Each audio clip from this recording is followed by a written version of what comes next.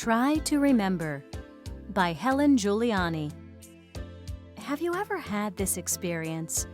You're with a friend, and suddenly up walks somebody you've known for a long time.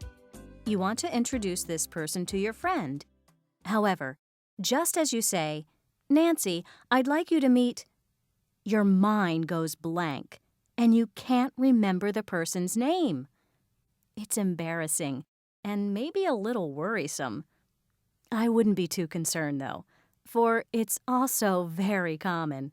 As we get older, we tend to become more forgetful, especially of things we've experienced recently. How does memory work, and what can we do to improve it? I was worried about memory loss on my part. Therefore, I decided to do some research into the problem. Here's what I learned. First, let's distinguish between two types of memory: long-term and short-term.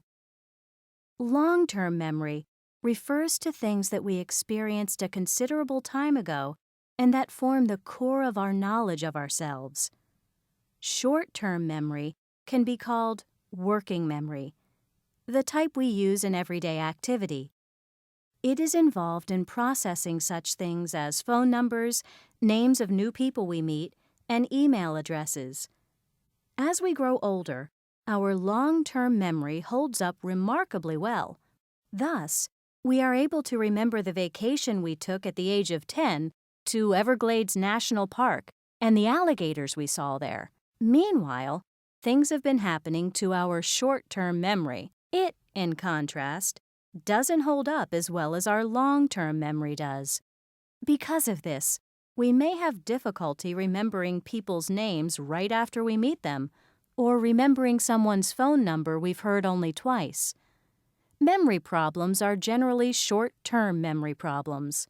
Second, let's look a little at the physical side of the memory process. The frontal lobes of the brain are the area where short-term memory operations occur.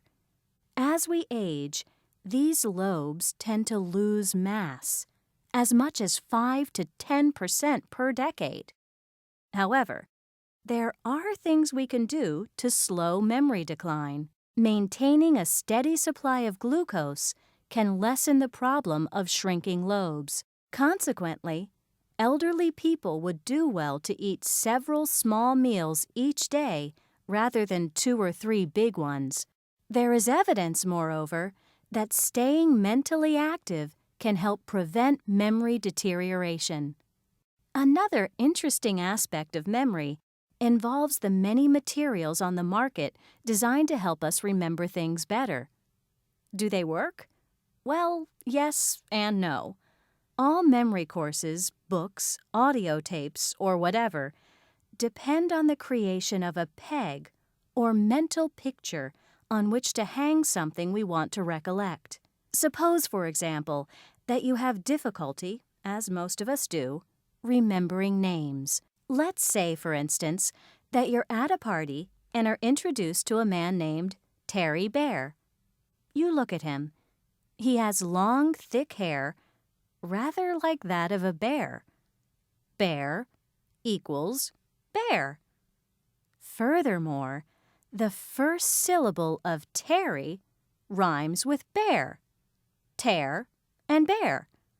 It might work. The point is that you need to create a mental picture that you can relate to the person, place, or thing you want to recall. The more vivid the association is, the greater is the chance that you'll remember it.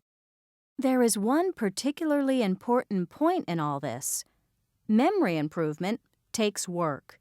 If we think carefully about our own involvement in remembering things, we may realize that the real problem is usually not an inability to remember something we learned earlier, but the fact that we weren't paying enough attention when we learned it. Think about the last time you were introduced to someone whose name you immediately forgot.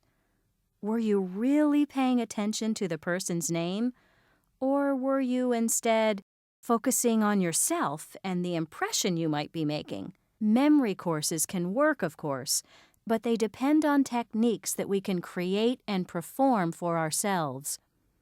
The real trick lies in our willingness to tap what's within us and to work on using it.